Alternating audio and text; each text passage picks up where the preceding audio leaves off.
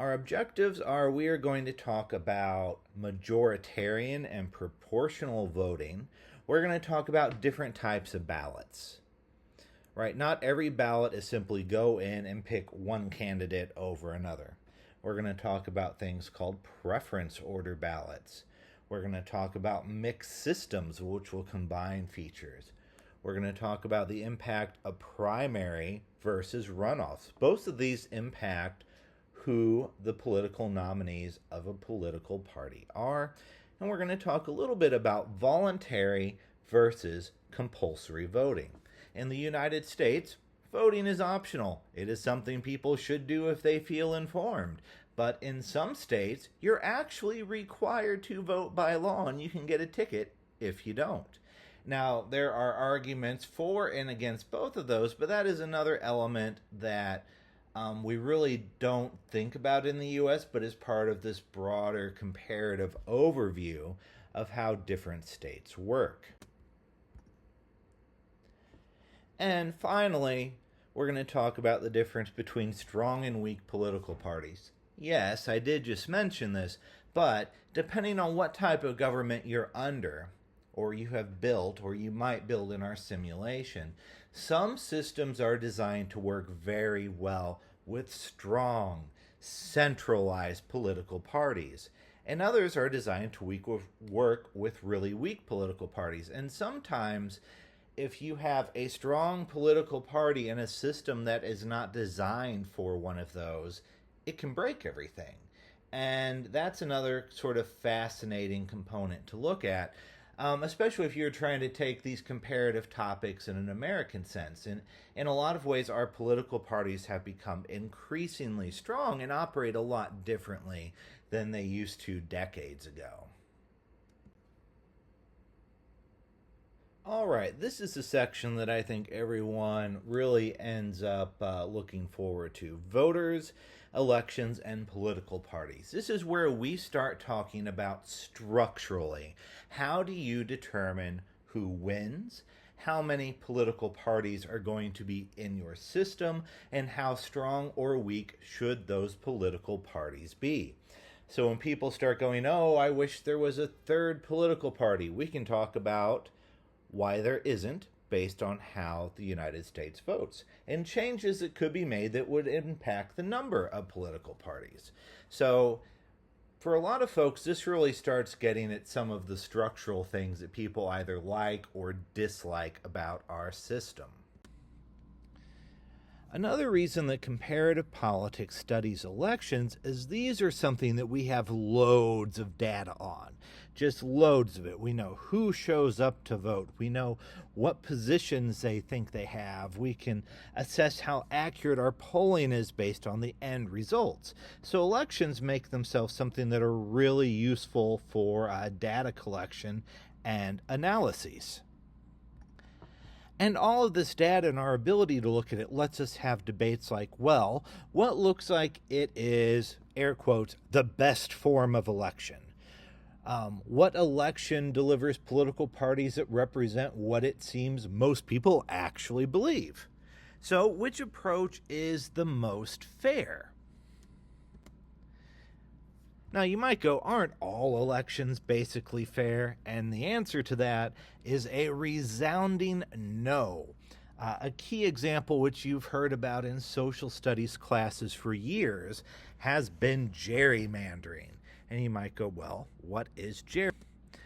This is the redrawing of electoral districts to provide a specific political party an advantage over competitors. And if you have an advantage, then the district is no longer arguably truly competitive or democratic.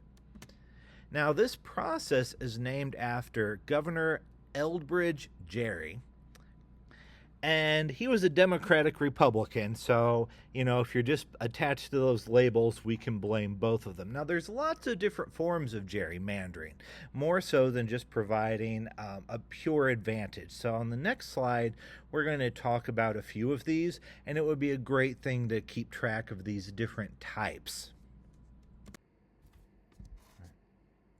think of these squares as representing an electoral district. In a perfect world, a district would look like our leftmost square. It would be competitive.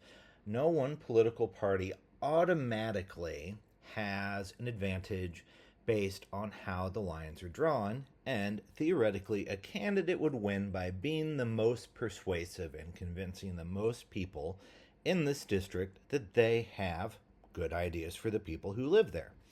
Now, when we talk about gerrymandering, we generally think of this as being districts which are unfair, but there are specific ways that these can be unfair. So when we look at 2 sweetheart, 3 packing, and 4 cracking, these are all different ways that someone can try to draw unfair boundaries. The idea of a sweetheart district is a little less common in the US. You might see this in a system that would have multiple political parties, but in a system that had become unfair. In a sweetheart district, our example here is there are 2 red and 2 blue districts. However, these districts are drawn in a way where the red team will always win 2 of these districts and the blue team will always win 2 of these districts. So the sweetheart component is really highlighting where 2 parties have decided to split the difference and make sure that they're at least always winning something and maybe shutting out a substantive 3rd or 4th party in a system. So as I said, this one's less common for the US. What we have more examples of are 3 and 4, packing and cracking. So when you look at all of these dots, they are in the same order as they were in our competitive district, where theoretically anyone can win and you have about a 50-50 shot. In packing, this occurs when one party draws lines which try to force as many of the opposition voters into as few districts as possible. So for this packing, lines have been drawn in a way which will make sure the blue team always wins 3 districts and the red team can only win 1. So these are lines which take what could otherwise be perfectly fair districts and make them notably unfair.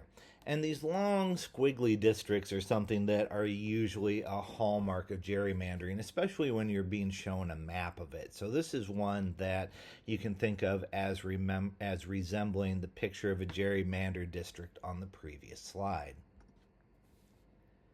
Our 4th type of gerrymandering is cracking.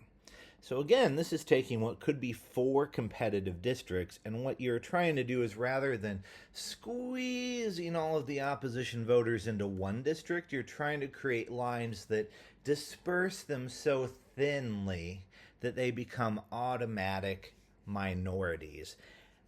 So in this, you have 3 red districts and 1 blue. So in this cracking scenario, the red team has drawn lines in a way that makes sure that there's just not a majority of blue voters in most of the districts. And in this map, this looks a little more innocuous. It's not this crazy squiggly monster, but this is a real way to dilute the voting power of whoever isn't on your team if you're trying to draw unfair lines. Now, these are worth being familiar with. So if you're a flashcard person, I'd think about, having gerrymandering and then go sweetheart, packing, and cracking, so that you at least had sort of a brief 1 or 2 line explanation of what these are. And I think that would be a useful study aid. Gerrymandering is a recurring topic, especially in electoral systems that use single-member districts. And we'll talk about this a little more, but a single-member district is the way our electoral districts are drawn. Only one person can win. There's 1 representative for a district. So gerrymandering is a recurring topic because in the US, electoral districts are redrawn once a decade by the state legislature. So if you have one party control the state house and want to draw unfair districts, they have a chance to do this once a decade. So that's why these are recurring debates. You'll hear court cases about these every couple years because it takes time for the legal process to examine if the drawn districts are fair. So when we're talking about gerrymandering, it's a question of fairness. I'm showing you 3 ways that political parties can try to cheat democracy.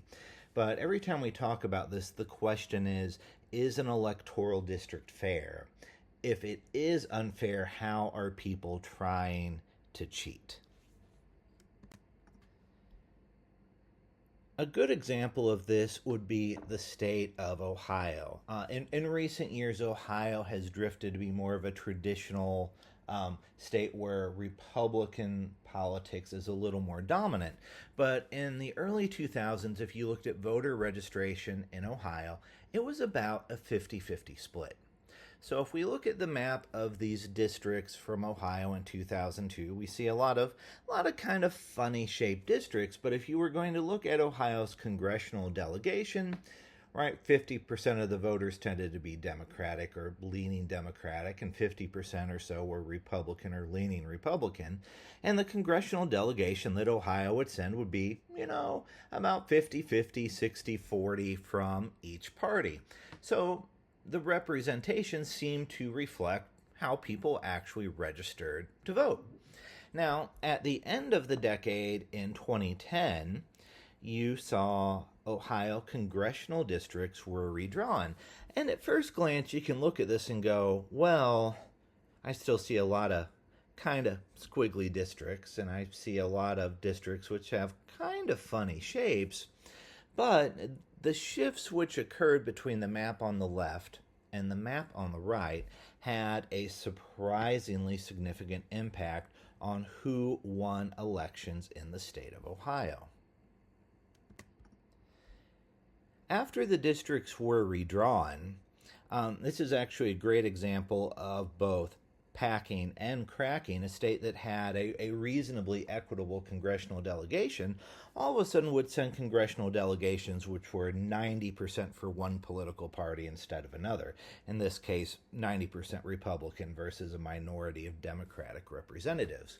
Now, over this decade between 2002 and 2012, there wasn't a seismic shift in voter registration, and the driving factor is really the electoral districts. They were designed in such a way that they provided a bit more of an advantage.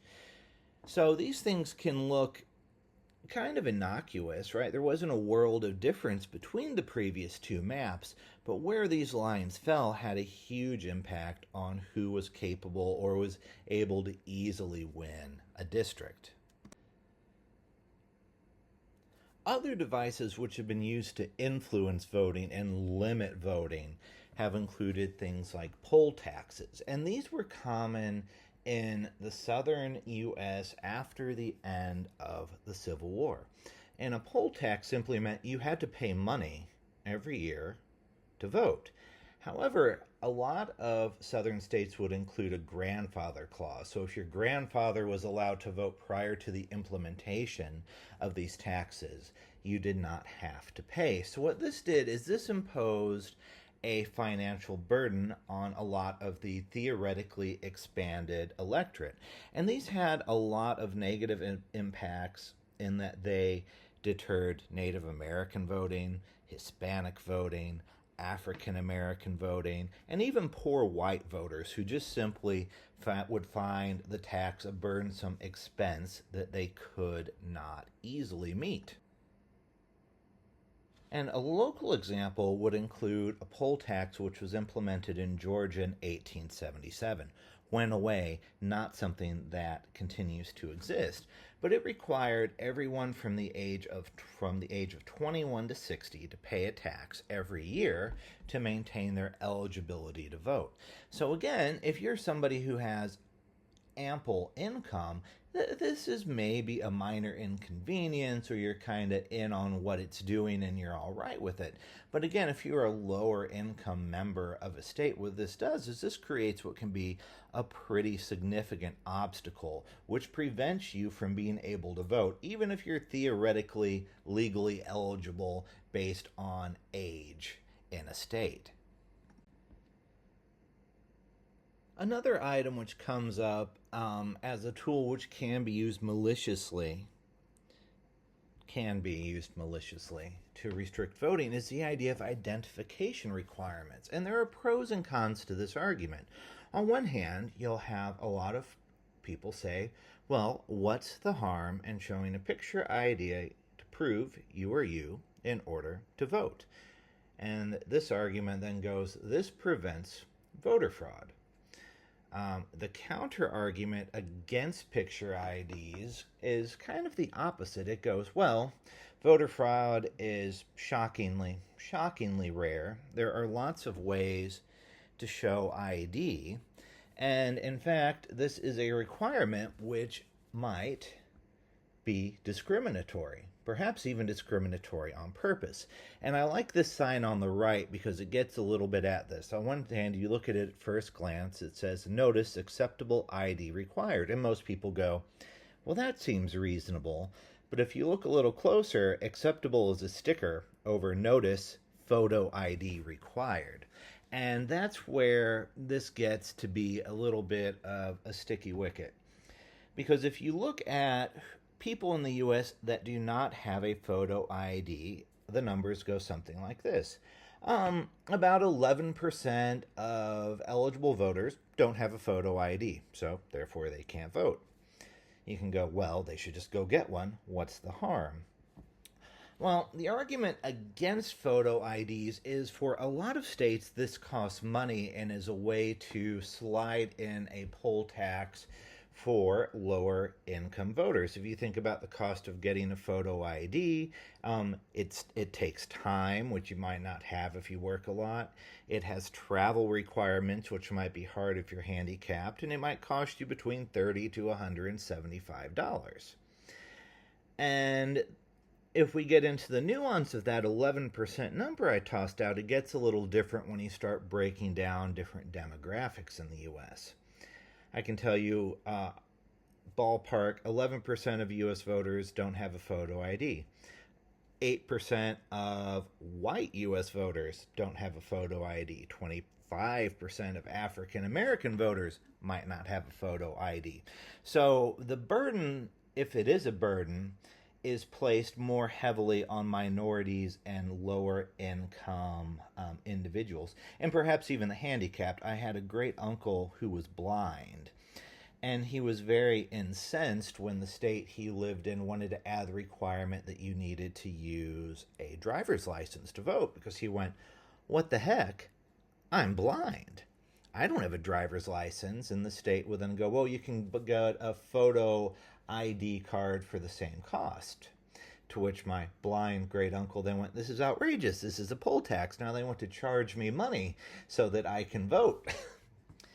And that's the type of hindrance which, if photo IDs are used in a discriminatory way, what they do is they target lower income, handicapped, and minority voters at a higher rate than a Caucasian voter. So the problem is both arguments can be right. You can have photo IDs legitimately used as a verification, but the question is who has them, and is the cost to get them burdensome, and are these rules specifically targeting voters for the other political party when you write them? So this next section is going to get into different types of voting systems. And I think this is a useful section because in the US, we predominantly do things one way, whereas in other democratic states, you'll see different electoral systems used, and sometimes you'll even see a mix of these systems. And that's something which is starting to become a little more common in the US, potentially even in Georgia.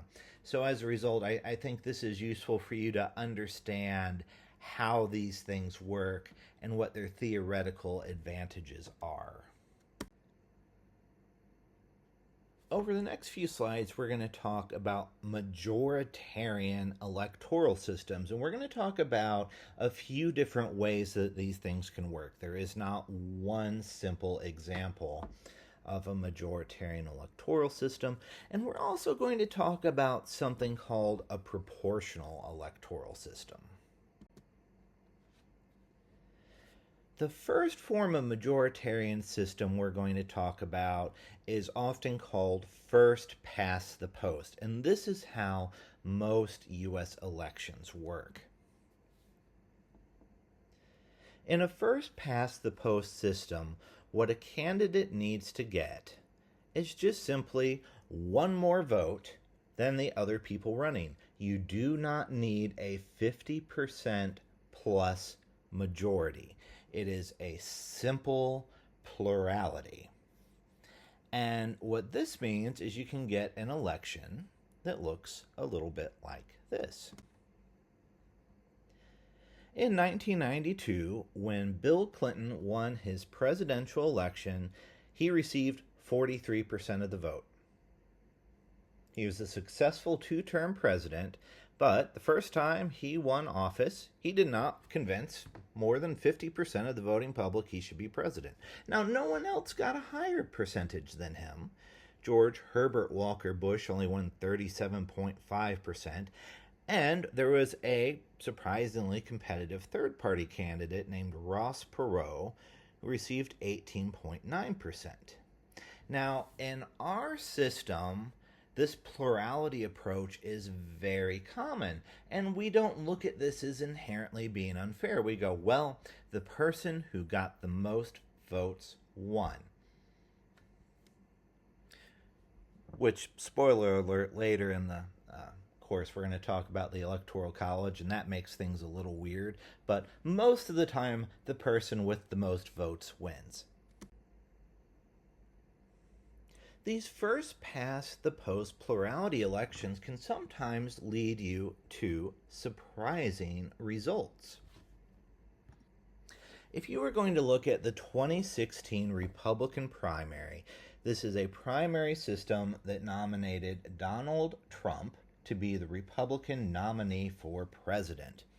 But an interesting note about these first past the post systems is in most of Donald Trump's early primary wins, he'd only net in about 30%, a third of the vote, maybe 40% of the vote.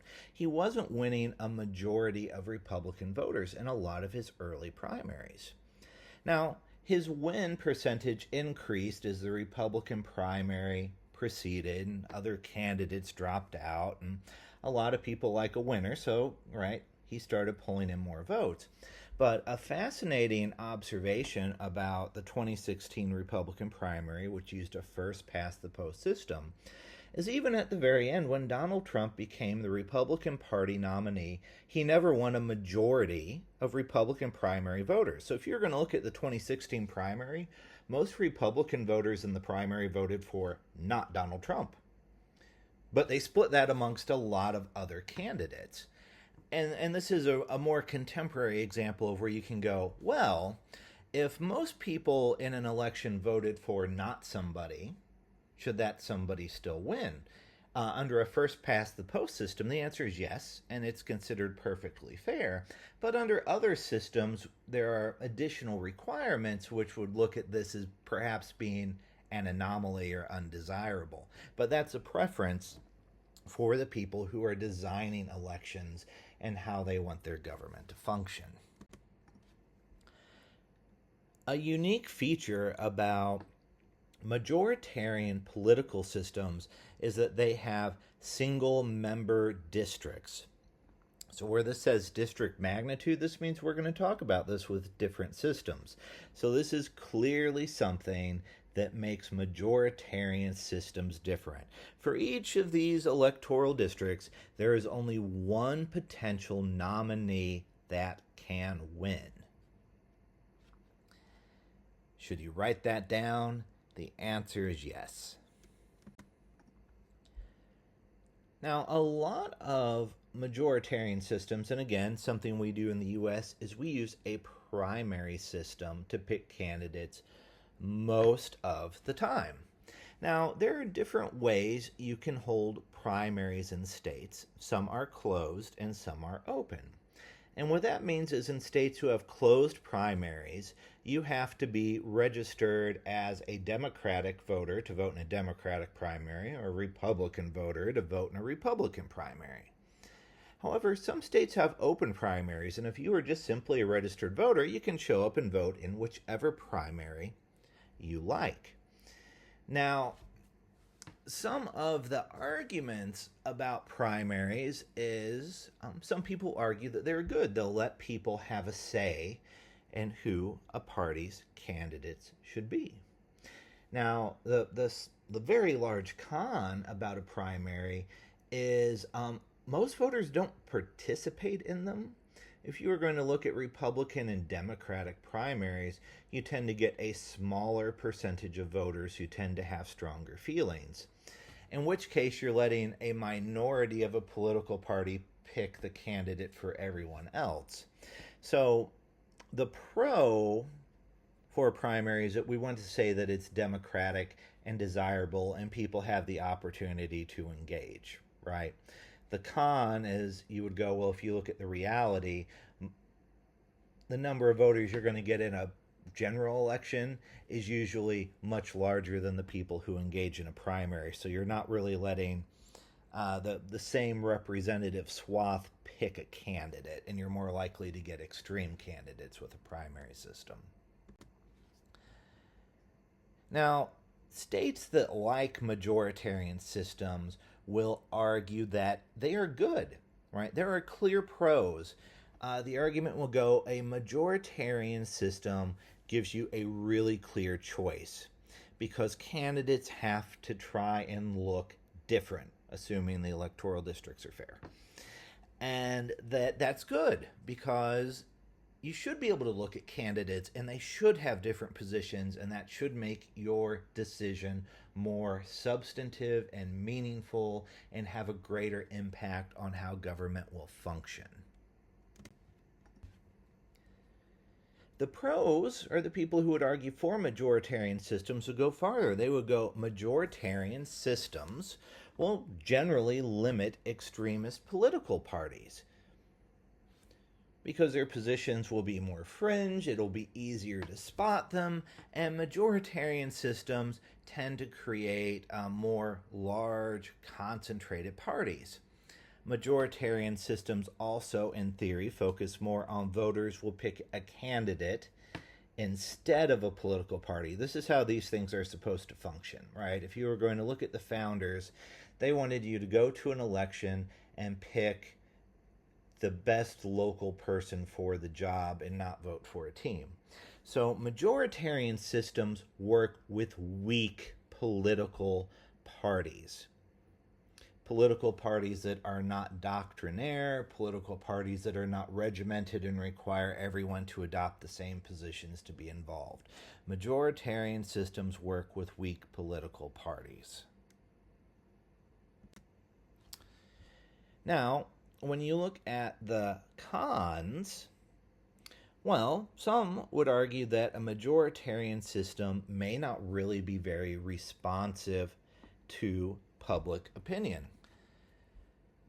And that's because, well, as long as I know I can win in this system, maybe that means that I can ignore 49.9% of the constituents in my electoral district.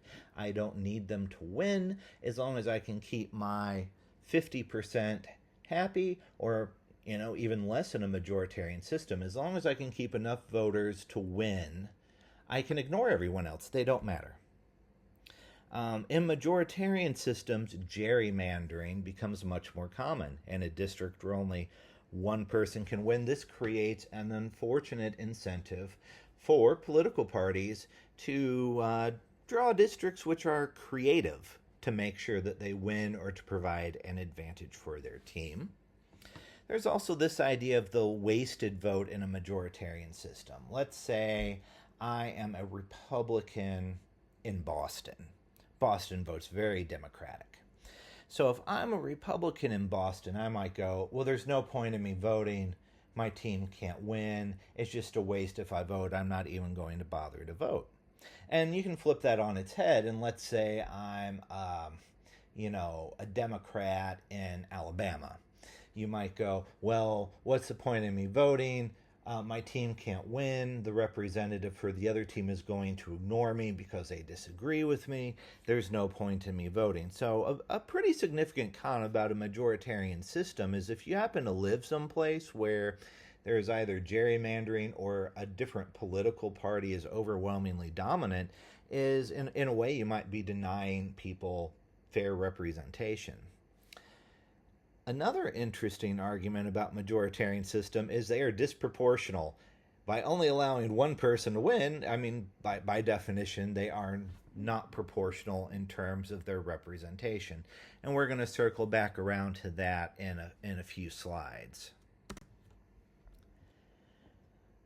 Another downside to majoritarian systems is they tend to create stronger cleavages in society. You tend to end up with a party for labor and a party for ownership.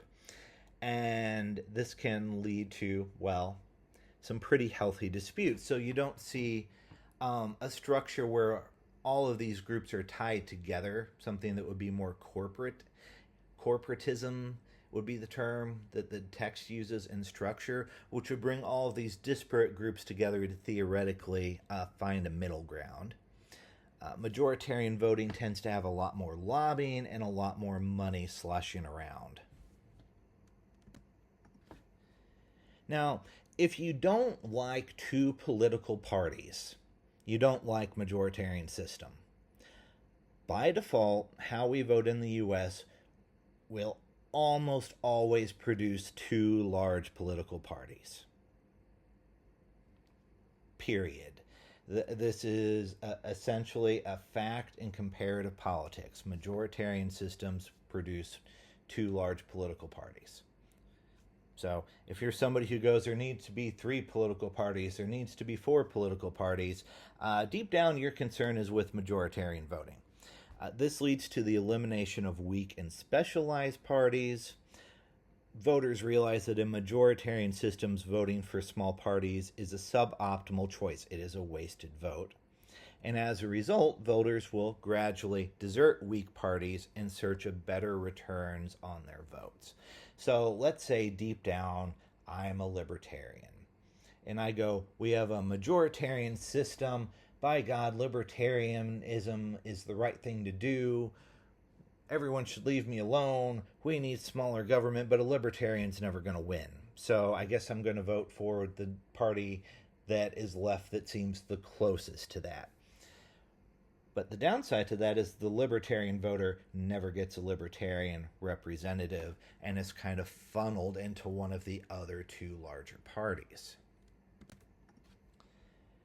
When I talk about these voters being funneled into the 2 larger parties, this does not mean that political opinions are not diverse, rather that majoritarian systems create what is called a big tent political party.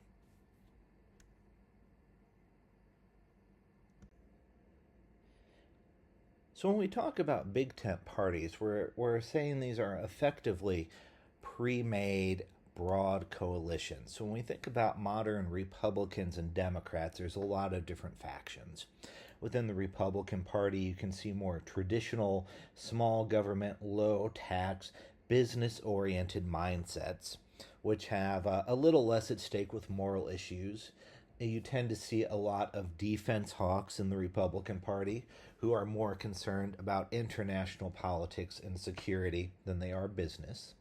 You see evangelical moral voters. And post-Donald Trump, there's sort of this nationalist, skepticism of government component as well. And these factions have different interests, and in non-majoritarian systems, they would each probably be a distinct political party. But in our majoritarian system, they exist under this big tent of the Republican Party. And when you think about the Democratic Party, you see a similar mishmash of people. There can be very moderate Democrats who are interested in, well, still business growth. You'll see more labor, people interested in working conditions. You'll see some on the left who you might argue are a little closer to being socialist. And on the right, you even see former presidents like Bill Clinton or Joe Biden, who in a lot of systems would be centrist to even conservative. So in both of our big tent parties, there is a wide range of sort of pre-made alliances which voters then pick. So these smaller segments in a majoritarian system, they just cannot exist as viable independent parties. And that is what's led to this merging and cooperation, because it's the only way in this type of system that you can work your way into one of the two parties that end up being formed. So there are pros and cons of big tent parties. On one hand, a pro is it's not a mystery what coalition you're voting for. You are aware of these factions, and theoretically, you're aware of who the standard bearer would be in something like a presidential race.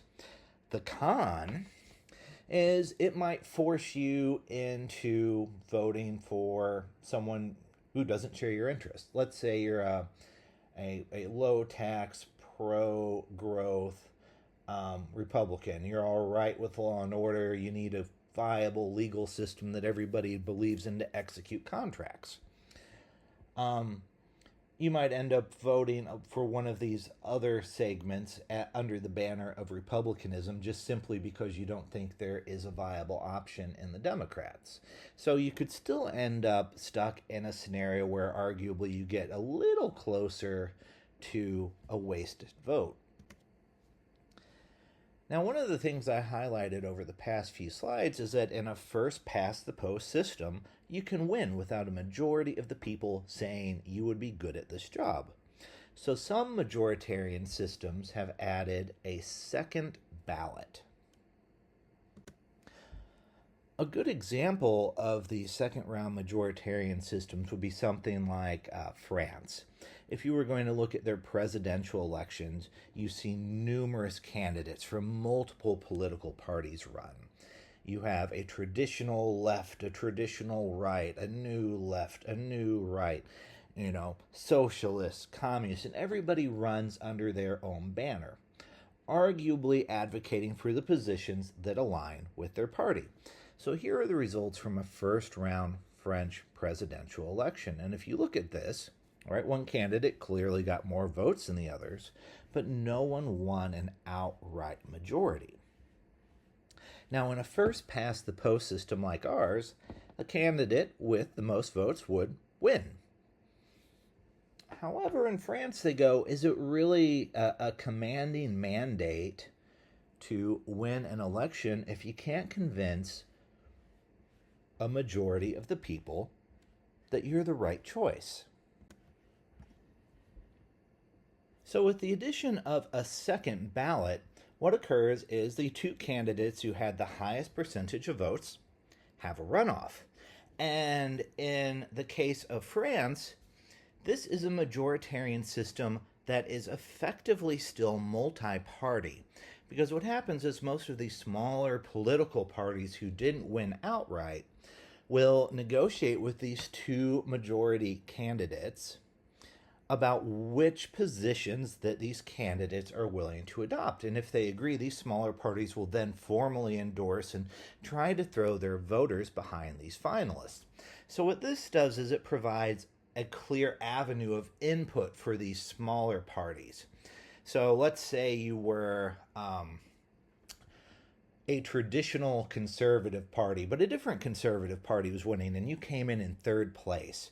Arguably, you'd have a lot of leverage to try to negotiate with the conservative candidate who made it into the race, because you'd have a lot of voters to direct towards them. So the benefit of this system is you might still have sort of a big tent coalition like you do in the U.S. However, it's a little more negotiated because you actually got to see how many votes each of these smaller factions would get. And the more votes they get, the more negotiating power they would have with these finalist candidates to get their positions adopted. So the benefit of this is you theoretically get a lot of input from a multi-party system, and you get a finalist that has to win more than 50% of the vote. So in a lot of states, especially in Europe, this system still gives you multiple political parties, so it is majoritarian, but there's still a voice for these factions, and you don't end up with these sort of large predetermined Big Tent parties. When I say multiple political parties, I mean in other places. There are states in the U.S. that have second round runoffs. However, rather than encouraging a robust multi-party election and a negotiated set of policies, these tend to be in southern states, and the second round runoff was actually a way to try to split votes away from minority candidates. The example I'll use for this will be Louisiana.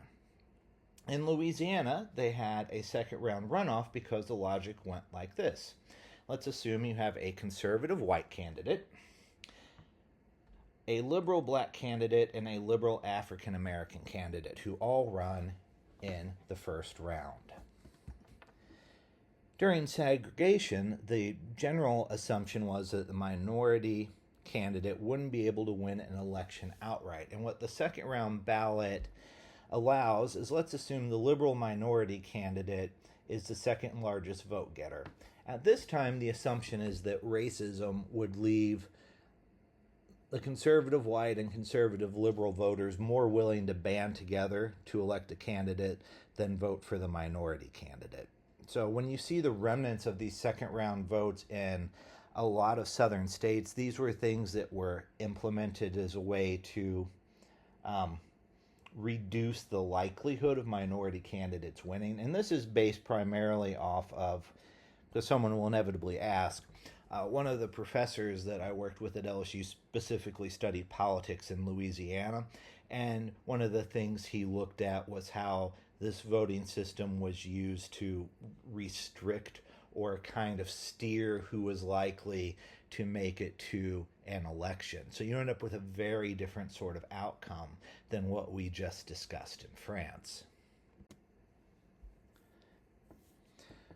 So, the alternative to these forms of majoritarian voting is something called a proportional system. And these are actually pretty popular. If you were going to look at systems which states have adopted when they redesign voting systems or redesign their constitutions over the past few decades, this is pretty popular.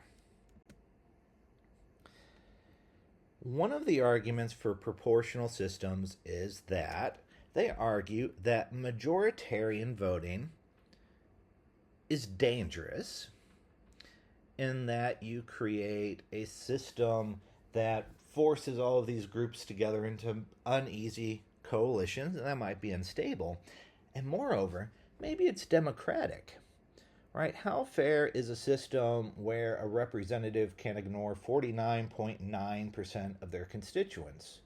Or in the case of a first-past-the-post system, how fair is a system where you could have someone in office who could theoretically ignore 55%, 60% of their constituents? That, the argument here is that doesn't sound terribly democratic. How representative is it if government doesn't have to listen to almost half or more than half of the voters? So the argument goes that in divided societies, strong religious divides, strong economic divides, strong ideological divides, majoritarian systems prevent minorities from having any say in what a state does. The example would be if you were a Protestant in Catholic Ireland. You might not have a lot of people who are going to win elections that are going to represent your interest in a majoritarian system. In states that are even more divided, this is a map of the ethnic composition of Nigeria. Look at all these different groups, right?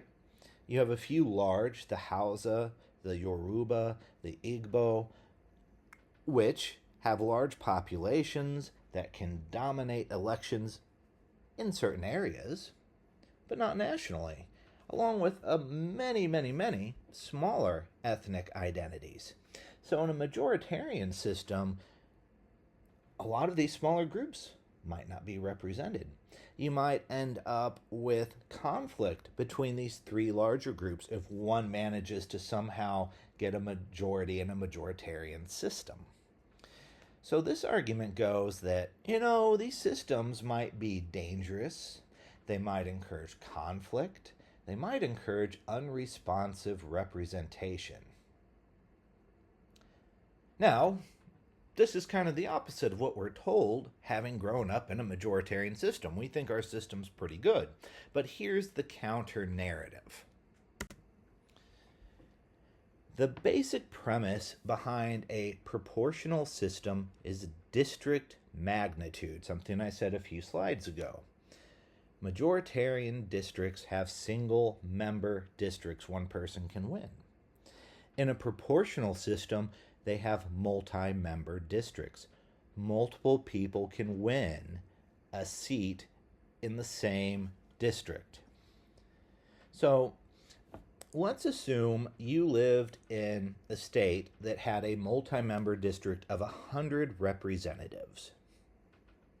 When you went to vote in an election, you would vote for a political party, not necessarily the individual candidate, and how many representatives your party got would depend on how many votes you received. So in this multi-member district, let's assume Party B wins 45% of the vote. In this allotment, they would get 45 seats.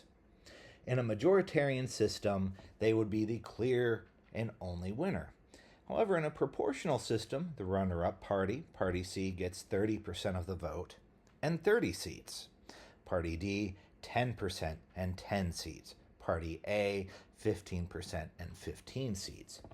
So this is proportional in that representation is based on what proportion of the vote you get.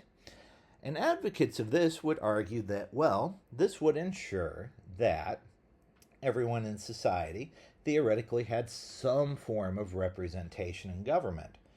They might not be able to make decisions, but you would at least have formally at the table to be involved in decision making and go, we might only represent 10%, but you know what? Our 10% is really opposed to this. It might not make any difference, but the ability to have a voice at the table is a big deal.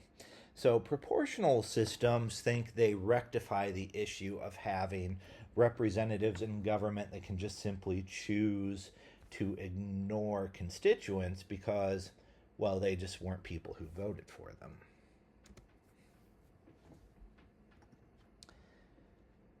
And we can have a little thought experiment and apply this to Georgia. Again, let's assume Georgia had a multi-member districts, and every time you voted for the House of Representatives, we're just going to say Georgia would get 10 seats, because 10 seats makes for easy math. If you look at Georgia's voter registration, it's a lot more even than a lot of people assume. And out of 10 seats, you'd end up with 4 Republicans, 4 Democrats, a Libertarian, and someone else.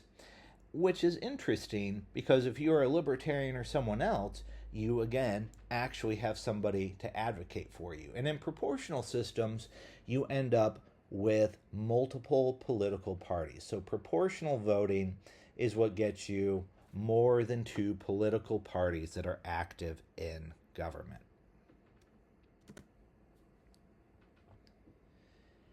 So when we think about pros and cons, we can go, arguably a pro is more members of a society have representation, and this gets rid of the wasted vote. So if I'm a Republican in Boston, there's probably still going to be a Republican representative elected.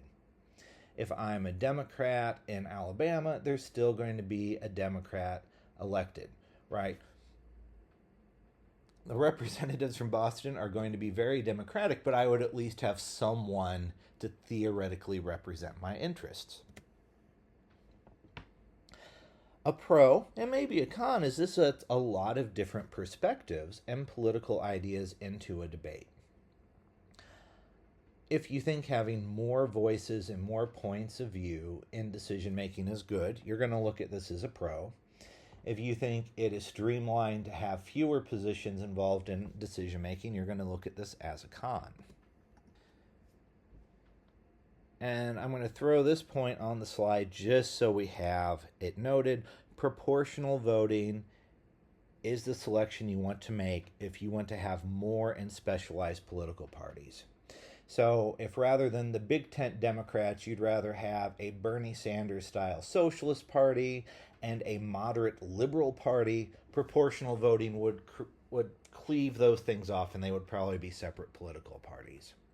If you look at the Republican Party and you'd rather see evangelical moral voters, business operations voters, and sort of nationalist voters, these would probably be split into more factions. So one argument is that being able to separate these groups lets voters maybe make a clearer choice on which policies they really like, a little more so.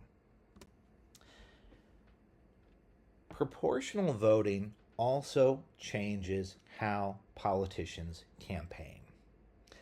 In the US, during a presidential election, we talk about red states and blue states. And the candidates only go to a handful of states that are actually viewed as competitive.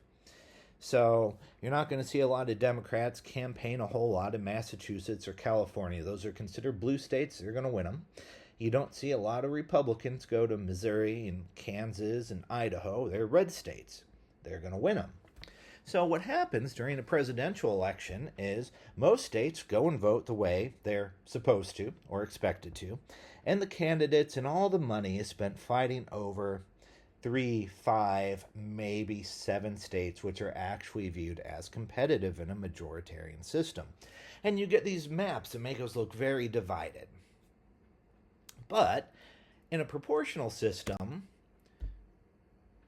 you would get purple campaigning because there would be more of an incentive for a political party to campaign at a state level or at a national level if that was the district magnitude. Because if you look at this, right, this is a lot of purple.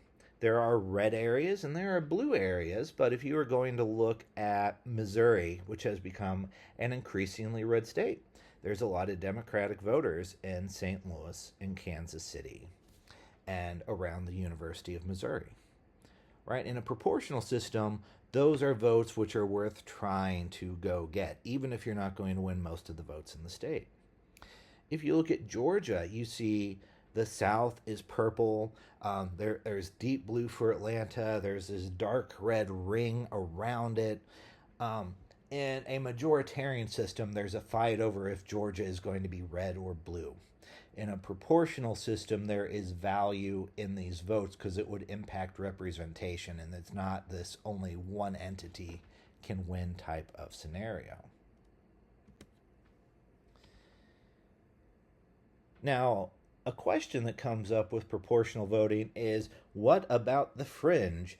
The wackos, the secessionists, the ultra-nationalists, the racists, and generally the weirdos. Well, the way that extreme political movements are reduced in influence in a proportional system is usually an electoral threshold. What does that mean? It means in these systems, a political party has to get a certain percentage of votes to get a seat at the table. So in my scenario where I talked about there being 100 potential seats in about 4 or 5 political parties, a threshold rule would go, you have to win at least 2, 3, 5% of the vote to qualify for actually getting a proportional seat. And what this does is it closes the door ideally on small, really extreme parties. So this is a common component of a lot of proportional systems. So I've mentioned this already, but these systems vote differently. They have multi-member districts. Multi-member districts are a requirement. They generally have closed list voting, meaning you formally have to belong to a political party to be a candidate. You can't just get up and say, I'm going to be a Democrat and I'm going to go run for a race. I'm going to be a Republican. I'm going to run for a race. You have to join a party, work your way up through its ranks, pay your dues. Proportional systems have strong political parties. And what this does is it changes how you campaign. Political parties will have clearly outlined goals. Here's a picture from when I was traveling a few years ago because I thought this was so fascinating in Austria. This is a Communist Party campaign sign. They didn't win, but this is a good indication of how a political party campaigns in a proportional system. This isn't a sign that's running to elect Steve or Nick or Jim. What it does is it has a list going, here are the 5, 6, 7, 8, 10 things our party and all our members will try to implement if we win. And those 8, 10, 6, whatever the number is, those things are negotiated by the political party from people who belong to it. So you don't have a political candidate kind of sweep in out of the blue and sort of assume leadership of a political party. Like Barack Obama came out of nowhere for the Democratic Party and theoretically becomes the figurehead and the leader of the Democratic Party. A few years later, you see the same thing with Donald Trump. He kind of came out of nowhere, had positions which were really different from a lot of the established Republican Party, and become sort of the de facto leader. And sort of both of these folks were able to dictate policy, which was different from what the party would have done if the party was picking a candidate based off of what it thought its values were. So again, to be a candidate in one of these races, again, you have to have a real party membership. In the US, we say, I'm a Democrat, I'm a Republican. We're not really carrying cards. We're not going to all of these meetings. We're not going to all of these conventions. You can just get up and say you want to run. And that's not how these closed list parties work. So their structure, their membership is much more formal. So when I talk about these political parties running and not candidates running, a question that often comes up is, well, how do they determine who gets the seats? In these systems, a political party ranks their candidates in preference. So let's assume there are 100 seats available. Each political party would write the names of 100 people that would theoretically represent them if they won all of the seats. And the first seat they win would then go to the first person on the list. Second seat would go to the second person on the list. So what these parties do is generally your party leader will be number one on the list. So to make your way up this list in the party is you have to be committed to it. And this is where I talk about these things having a much more professional structure. And this is an example of a very strong political party. If you do not belong to it, they do not think you believe in it, you have not agreed to represent the 10 things they will do if they win, you're not going to end up on that list, or you are going to be very near the bottom.